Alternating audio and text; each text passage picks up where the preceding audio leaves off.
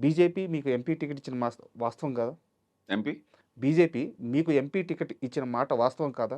అదే టికెట్‌ని మీరు కృష్ణరాజు గారికి ఇచ్చేసారు కదా! అది ఎవరికి తెలీదండి. ఈవెన్ ప్రభాస్ కూడా తెలీదు. హ్మ్.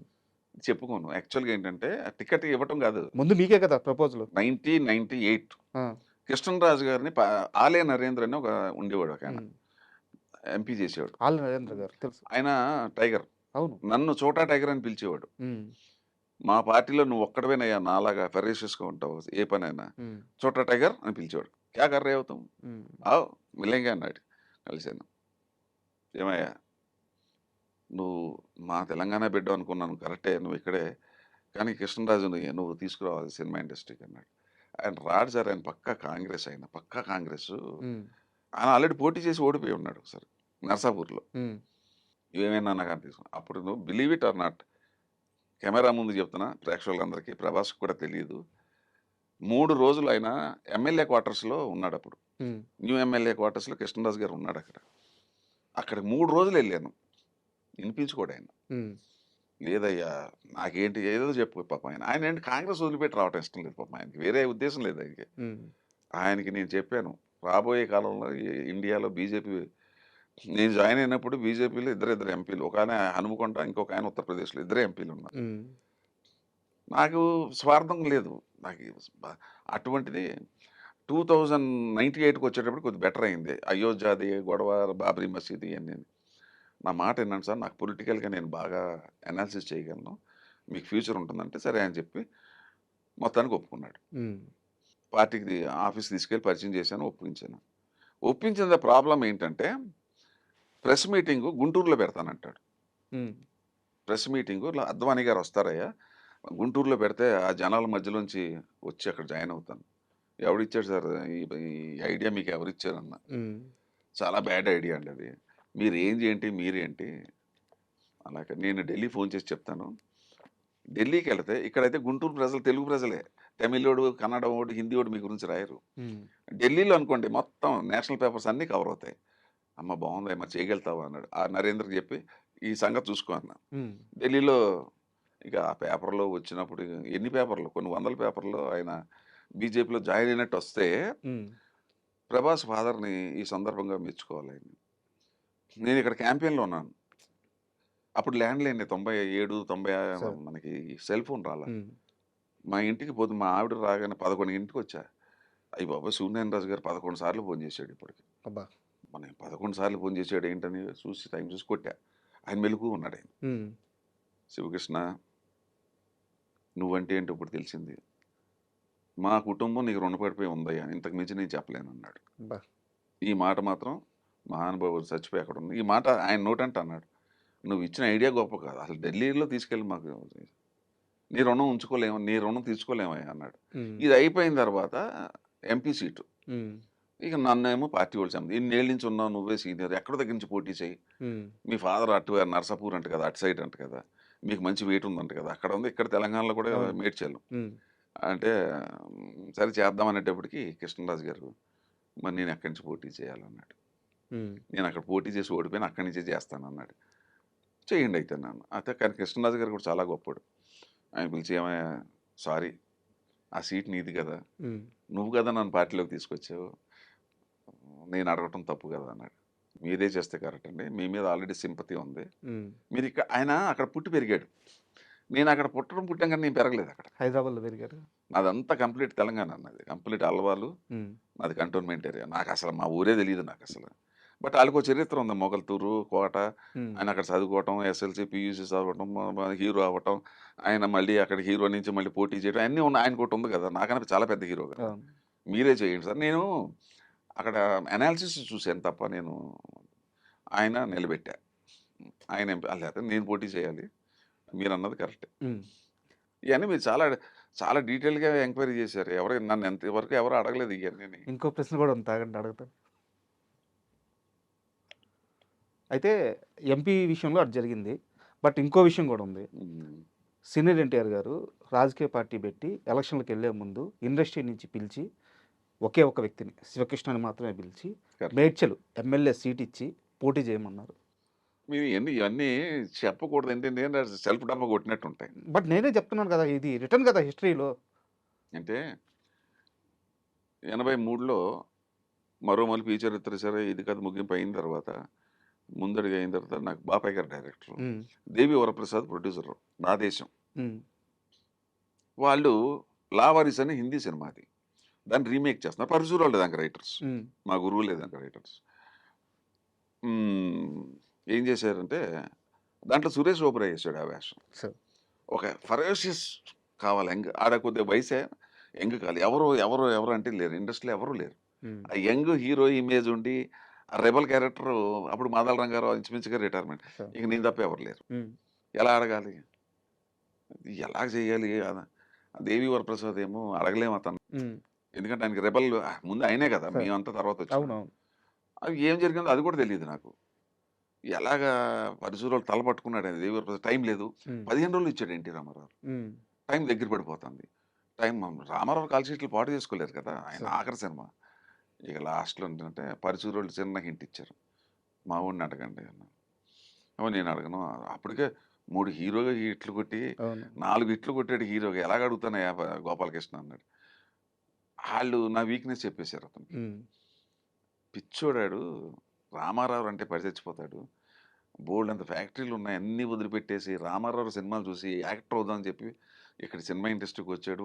మొదటి సినిమా నుంచి మేము ప్రయాణం చేస్తున్నాం. అతని మెంటాలిటీ మాకు తెలుసు. హ్మ్. అతను రామారావు అంటే ఎగిరి పడతాడు. 100% ఒప్పుకుంటాడు. కానీ మేము చెప్పినట్టు చెప్పొద్దన్నారు. హ్మ్. హ్మ్. దేవి వరప్రసాద్ అడిగాడు. మనకి లైఫ్‌లో అదొకటే బ్యాలెన్స్ కదా! హ్మ్. సినిమా ఇండస్ట్రీకొచ్చి ఆ గురువుగారితో నటించకపోతే ఇంక లైఫ్ వేస్ట్ అయిపోతుంది. చేస్తానన్నాను. అంటే ఆడికి పిచ్చెక్కిపోయింది దేవి వరప్రసాద్. హ్మ్. బాబు ఎంత కావాలి? 1,00,000 ఎంత కావాలి? ఎంత ఇమ్మంటావు అన్నాడు. డబ్బు తర్వాత చూద్దామండి, మీరు షూటింగ్‌కెళ్ళిపోండి అన్నాను. హ్మ్. రెండోది మళ్ళీ ఫంక్ అయిపోయాడు ఆయన. డబ్బు రూ. 1,00,000 ఏం మాటలా? ఏది సార్ రూ. 1,00,000 ఆ రోజుల్లో? తర్వాత చూద్దామండి. సరే ఎంతో కొంత ఇద్దురు గానిలెండి, తర్వాత చూద్దాం అన్నా. హ్మ్. అది 1,00,000 అనుకుంటాను, 75,000 1,00,000 ఏదో చెప్పాడు. చాలా పెద్ద ఆఫర్ ఆ! చేశాడు. అయిపోయిన తర్వాత హైదరాబాద్‌లో నీకు స్టార్ హోటల్‌లో పెడతాను బాబు, ఎవరికివ్వను. నీకుని హీరోయిన్‌కి ఇస్తానన్నాడు. హ్మ్. నాకొద్దంటే నా ఇల్లుంది. కారు పెడతానన్నాను. నాకు 4 కార్లున్నాయి. నేను నాకు నా ఇల్లు.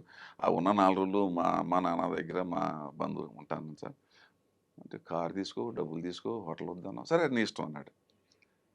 ఆ సినిమా చేసేటప్పుడు తను ఎన్టీఆర్ తోటి చండశాసనుడో ఏదో సినిమా సంథింగ్ ఏదో షూటింగ్ జరుగుతుంది అయింది. ఏదో ఏదో మేకప్‌లో ఉన్నాడు. ఎన్టీఆర్ రామకృష్ణ సినీ స్టూడియోస్‌కి తీసుకెళ్లారు పరిచయం చేయటం కోసం, సార్ రేపు షూటింగ్ అని. ఎళ్ళేటప్పటికి నా గురువుని, నా దైవాన్ని అలా చూశాను. కళ్ళలో నీళ్లొచ్చినాయి. లైఫ్‌లో ఆహ్! ఇంక ఫ్యాన్ ఇంతకన్నా బాయ్ మూమెంట్. తట్టుకోలేక. రామారావుని నా చిన్నప్పుడు మా అల్వార్‌లో సత్య టాకీస్ అని ఉంది. ఓపెనింగ్‌కొచ్చాడు. నేను పిల్లోడినప్పుడు. అప్పుడు చూసానప్పుడు. హ్మ్. ఎప్పుడో చిన్నప్పుడు చూసాను. ఇప్పుడేమో అప్పుడు పెద్ద అయిన తర్వాత చూసాను. అప్పుడు గుంపులో ఒకరు. గుంపులో గోవింద అప్పుడు. అప్పుడు చూసిన తర్వాత గురువుగారిని చూసి నోటి మాట రాలేదు నాకు. హుహు. దండం పెట్టాను. ఆయన అలా ఊగుతూ, "రండి బ్రదర్ రండి, మీ గురించి విన్నాం" అన్నాడు. గుండె ఆగిపోయింది. నా గురించి వింటం ఏంటి? ఏమైనా చెడున్నాడా? మంచిగున్నాడా? లేనిపోని తలకాయ నొప్పి అనుకున్నాను. ఏదో ఆ రోజున అయిపోయింది. సెకండ్ ఇప్పుడు హైటెక్ సిటీ ఉంది కదా, మాదాపూర్. హ్మ్. అది యాక్చువల్‌గా పొలాలు అవన్నీ. హ్మ్. పొలాలు. ఆ పొలమే ఇదంతా. అక్కడ షూటింగ్. ఆయన షూటింగ్‌కొచ్చాడు. మాదాపూర్ అని ఒక గ్రామంలో. మాదాపూర్ అనే గ్రామం. వస్తే అందరూ ఎళ్లి కాళ్ళ మీద పడిపో, చలపతిరావు కాళ్ళ మీద పడు, కాళ్ళ మీద పడు. చలపతిరావు, గిరిబాబు అప్పుడే పరిచయం నాకు. హ్మ్. ఎవరు పరిచయం లేదు. ఫస్ట్ టైమ్ నేను పరిచయం అప్పటికి చలపతిరావు పరిచయం. గిరిబాబు కూడా అప్పుడు ముందడుగు పరిచయం అనుకుంటా. అదంతా నేను అలా పడినాను. ఆయన వచ్చిన వెంటనే ఆయన చెయ్యి తీసుకొని ఇక్కడ ముద్దు పెట్టా. హ్మ్. ఆయన జీవితంలో ఎవడో ఇంతవరకు అలా ముద్దు పెట్టినోడు లేడు. ఆయన థ్రిల్ అయ్యాడు రామారావు. వీడేదో చాలా గమ్మత్తుగా ఉన్నాడు ఈ కుర్రోడు అని చెప్పేసి. కొంచెం కొత్తగా అది బాద్‌షా ట్రీట్‌మెంట్ గదా! ఆ! హ్మ్. అది అయిపోయిన తర్వాత ఫస్ట్ డే సీను. అసలు ఎప్పుడు కూడా ఆర్టిస్ట్ అనేవాడు ఎప్పుడు కూడా ఒక రోజు టైం పడుతుంది ఆ క్యారెక్టర్‌లోకి ఎళ్ళటానికి. కోపిష్ట, డైలాగ్ ఎలా చెప్పాలి, ప్రశాంతంగా ఇయన్నీ ఒక క్యారెక్టరైజేషన్ ఉంటది కదా! క్యారెక్టరైజేషన్. ఏమి ఎళ్ళగానే నాకు డైరెక్ట్‌గా డెత్ సీన్ పెట్టేశారు. అబ్బా! ఏంటంటే ఆళ్ళకి నమ్మకం చేసేస్తాడని. ఆ! ఎందుకంటే అప్పటికే మనం హిట్లు కొట్టున్నాం, పేరొచ్చేసుంది కదా! ఏమో లేని పని ఇది తలకాయ నొప్పి అయిపోతుందని చెప్పేసి ఎళ్ళాను. నా అదృష్టం కొద్దీ సింగిల్ టేక్ ఓకే. హ్మ్. అక్కడ ఇంప్రెస్ అయిపోయాడు. 'ఎన్టీ రామారావు' ముందు సింగిల్ టేక్ ఓకే చేయటం అంటే మాటలు గాదుగా. మాటలు కాదు కదా! అయిపోయింది. అయిపోయిన తర్వాత సెకండ్ డే, థర్డ్ డే గుర్రపు బండి నడుపుతూ ఉంటాను. అప్పటికే నా చేతులు పోవు ఇంక అప్పటికి ఉంటాయి చేతులు. అతని వల్లే నా చేతులు పోతాయి. అది వేరే విషయం స్టోరీ. హ్మ్. ఆ గుర్ర బండి నడుపుతుంటే నా ఫ్యామిలీ కోసం జమీందారు బిడ్డ ఆయన. నాకు హెల్ప్ చేస్తుంటాడు. నా వల్ల నష్టపోయాడే ఈ కుర్రోడని చెప్పేసి. నా చెల్లెలు రాజలక్ష్మి. మా హ్మ్. ఇద్దరమే ఉంటాం. గుడిసెలో ఉంటాం మేము. హ్మ్. ఆ బండి కొద్దిగా దిగబడిపోతుంది. సరిగ్గా అక్కడికే కారులో దిగుతాడనమాట. డైలాగ్ చెప్పారు. ఓకే. ఓకే. అనుకుని వచ్చాడు. బ్రదర్ మనకి ఇవాళ నేను ఈవినింగ్ వరకు ఉందాం అనుకున్నాను. టైం లేదు. ఓ 2 అవర్స్ మించి ఉండనన్నాడు. అని వచ్చాం. తెలుగుదేశం పార్టీ పెట్టి క్యాంపెయిన్ తిరిగేస్తున్నాడు ఆయన. అవును. ఆ! అప్పటికే బిజీగా ఉన్నాడు. హ్మ్. తర్వాత ఇప్పుడు ఎవరిది స్టార్ట్ అన్నాడు. శివకృష్ణది ఏంటి బ్రదర్‌దా? ఓకే. బ్రదర్ అయితే ఇంకెందుకు అరగంటలో అయిపోతుంది. అబ్బా! అరగంటలో అయిపోతుంది. పెట్టు స్టార్ట్ పెట్టు. ఓకే. ఓకే అన్నా. ఏం బ్రదర్ రిహార్సల్ అండి. అవసరం లేదు సార్. కనుగొ మీకు ఒక రకమైన ధైర్యం. ఆ! హ్మ్. ధైర్యం కాదండి. అది పిచ్చిదే. అదేమన్నది నాకు కరెక్ట్ తెలుగులో ఏమంటారో తెలీదు. నా దైవాన్ని చూస్తున్నానన్నాను. హ్మ్. నా దేవుడిని చూస్తున్నా. నాకు ఒళ్ళు తెలియలేదు అంతే. హ్మ్. Simple reason. ఆయన ఏదంటే అది ఇంకంతే. ఇగ అది అది బుద్ధి, జ్ఞానం ఇప్పుడైతే నేను చేయలేను అలాగా. ఎవడన్నా రామారావు రిహార్సల్ అంటే వద్దంటాడండి ఎవడు. ఆయనకసలు రిహార్సల్‌లోనే వణికిపోతారు అందరూ. హ్మ్. టేక్‌లో ఎలా వణికిపోతారు. అవును. నా బతుకెంత, నా ఎక్స్‌పీరియన్స్ ఎంత, నేనసలు రిహార్సల్ ఏమో ఎందుకు చేశానో నాకు తెలీదు అలాగా. హ్మ్. ఇప్పటికి తెలీదు. హ్మ్. That is brother. That is you అన్నాడు. హ్మ్. చెప్పేసాను. మొత్తం నాకేసిందంటే నాకు తెలియకుండా నాకు ముందు డైరెక్టర్ చెప్పాడు. సీన్‌లో సగం ఇక్కడి దాకానే షాట్ అన్నాడు. హ్మ్. ఓకే అన్నాను. ఆయన అనుకున్నాడు ఫుల్ సీన్ ఉందనుకున్నాడు ఆయన. ఓకే. డైలాగ్ చెప్పి సగం సీన్ అయిపోయిన తర్వాత చెప్పుకుంటే నేను డైలాగ్ చెప్పకుండా ఆపేసాను. ఏం బ్రదర్ నీ మీద ఎంతో నమ్మకంతోటి మేము రిహార్సల్ లేకుండా టేక్ అన్నాం. ఎందుకు ఆపేసావు మధ్యలో అన్నాడు. నేను బిత్తరమొఖం వేసాను. డైరెక్టర్ గారు ఇక్కడి దాకే చెప్పాడు సార్ షాట్ అని. ఏం బాపయ్య ఏం మాట్లాడుతున్నావు? అటువంటి చాక్లెట్ కుర్రోడిని పెట్టుకుని ఆపేంటి ఫుల్ పేజ్ పెట్టు అన్నాడు. అబ్బా! అమ్మా! నాకంత అక్కడ కొద్దిగా షేక్ అయినమాట వాస్తవం అప్పుడు. హ్మ్. "ఏం బ్రదర్ డైలాగ్ చూసుకోవాలా?" "అక్కర్లేదు సార్" అన్నా. అది ఇంకా అసలు టైం రెండోది చూడాలిగా డైలాగ్. హ్మ్. ముందే చూసాను కాబట్టి లక్కీగా అయిపోయాను. Single take okay. అబ్బా! అక్కడే ఇంప్రెస్ అయిపోయాడు మనిషి. హ్మ్. హ్మ్. ఇంప్రెస్ అయిపోయి నన్ను లెక్కల్లో పెట్టుకున్నాడు. పెట్టుకొని సరిగ్గా పార్టీ అనౌన్స్ చేసే ముందు రామకృష్ణ సినీ స్టూడియోకెళ్ళా. ఎవ్వరిని లోపల రానివ్వట్ల. నేనొచ్చానని చెప్పన్నాను. నన్నుని ఈయన మన నారాయణ రెడ్డి గారు మా ఇద్దరినే లోపల రమ్మన్నాడు. సినారే గారిని. సి నారాయణ. అబ్బా! ఆ! మీ ఇద్దరం లోపలికెళ్ళాం. "ఓ రండి బ్రదర్ రండి" అది అన్నాడు. అందరూ నన్ను ముంచున్నారు. బ్రదర్ మీకు సీట్ ఇస్తున్నాం" అన్నాడు. ఆ! "మీ ఫ్యామిలీ గురించి విన్నాం. మేడ్చల్ ఇప్పుడు కొంపల్లి, మేడ్చల్ ఉంది. హ్మ్. అక్కడ మీరు పోటీ చేస్తున్నారు. మీలాంటి యంగ్ ఫెలోస్ డైనమిక్ మాకు కావాలన్నాడు. అబ్బా! అన్నాడు. కాళ్ళకి దండం దండం సార్ ఇప్పటికే ఇది చాలా విచిత్రమైన సంఘటనలు ఇవన్నీ. సార్ ఇప్పటికే నేను మీ వల్ల చెడిపోయానంటున్నారు సార్. ఇంకా ఎందుకు సార్ అన్నాను. కోపం వచ్చేసింది. హ్మ్. చాలా కోపం. What nonsense you're talking. నా వల్ల నువ్వు చెడిపోవటం ఏంటని. సార్ క్షమించండి సార్ మీరు తప్పుగా అర్థం చేసుకున్నారు. నేను వెనకాల కొద్దో గొప్ప ఉన్నోడిని సార్. అన్నీ వదిలిపెట్టి పిచ్చనా కొడుకు రామారావు ఫ్యాన్ అయిపోయి సినిమాలో వెళ్ళిపోయాడు. ఇయన్నీ వదిలిపెట్టి అంటున్నారండి అన్న. ఓహ్! అట్లానా అని చెప్పేసి అప్పటికి ఆయనకి ఆనందం వేసి అప్పుడు లేదు సార్ 100 సినిమాలు అయిన తర్వాత వస్తాను సార్. ఇట్స్ ఆల్ రైట్ అన్నాడు. ఇంకో ఇన్సిడెంట్ జరిగింది ఆయనకి. తెలుగుదేశం పార్టీ పెట్టినప్పుడు నేను ఈ షూటింగ్ అయిపోయిన తర్వాత ఎలక్షన్‌కి బిఫోరు నేను రామారావు ఇంటికెళ్ళాను హ్యాబిట్స్‌లో. హ్మ్. తెల్లవారుజామున 4 గంటలకెళ్ళాను. నేను మా కజిన్ ఒకడిని తీసుకొని హ్మ్. వెళ్ళాను. ఎళ్ళగానే మనకి ఫస్ట్ ఇచ్చేసాడు. చెక్ పట్టుకొనెళ్ళా. ₹5000 సార్. 5000 10,000 ఏం గుర్తులేదు. 5000 చెక్ ఉంది ఇప్పటికి అనుకుంటా. "ఏమది?" అన్నాడు. చిన్న ఉడత "నేనొచ్చాను మీకోసమే సార్ సినిమా ఇండస్ట్రీ నాదన్నీ వదిలిపెట్టుకొని సినిమా ఆర్టిస్ట్ అవుదామని వచ్చాను సార్. హ్మ్. నాకు కూడా తెలుగుదేశంలో నేనేదో ఉడతా భక్తిగా కాంట్రిబ్యూషన్. అనుకున్నాను. నీకు పైత్యం ఎక్కిందా? పిచ్చెక్కిందా?" అన్నాడు. మేము ఎవరి దగ్గర రూపాయి సినిమా వాళ్ళనే మేము రానివ్వలేదు దగ్గరికి. నీ దగ్గర ఎట్లా తీసుకుంటాం అనుకున్నా. అబ్బా! "అది తీసుకొని వెళ్ళిపో" అన్నాడు. అలా మొఖం పెట్టి చూసుకున్నాను. "ఏం ఇంకా వెళ్ళటం లేదన్నాడు." ఆయన కోపం వచ్చింది వెళ్ళటం. హ్మ్. "వెళ్తాను సార్. కానీ ఒక్కటి మాత్రం జరుగుతుంది సార్. గేట్ బయట ఆత్మహత్య చేసుకుంటాను. మీరు క్యాంపెయిన్ కూడా తిరగలేరు మీరు. నన్ను కాదంటే ఏమనుకుంటున్నారు మీరు? నా లైఫ్ అంతా త్యాగం చేసి వచ్చాను మీకోసం ఇక్కడికి. మీ భక్తుడిని. అబ్బా! నీ ప్రేమను తట్టుకోలేకపోతున్నాం. సరే పట్టుకెళ్ళి room number 33 Ramakrishna senior Upendra అని ఒకతను ఉంటాడు. అక్కడికి పట్టుకెళ్ళి అన్నారు. హ్మ్. ఆ ఉపేంద్ర ఏంటి ఆయన రైల్వేలో డిపార్ట్మెంట్‌లో పనిచేసి ఈయన దగ్గర ఉన్నాడు. ఆయన మినిస్టర్ కాదు, ఎమ్మెల్యే కాదు, ఏం కాదు. అక్కడ ఎళ్లి ఆ రామకృష్ణ సీనియర్ స్టూడియోలో రూమ్ నంబర్ 32, 33 పట్టుకెళ్ళి ఆ ₹5000 ఇస్తే, మేము తీసుకోం. అన్నాడు. సార్ రామారావు గారు పంపించారు. ఉండు అయితే అని చెప్పి ఎవరితో మాట్లాడాడో తెలీదు మనకి. తీసుకోమని చెప్పారు. అట్లా. నాది ఫస్ట్ డొనేషన్ నాదే.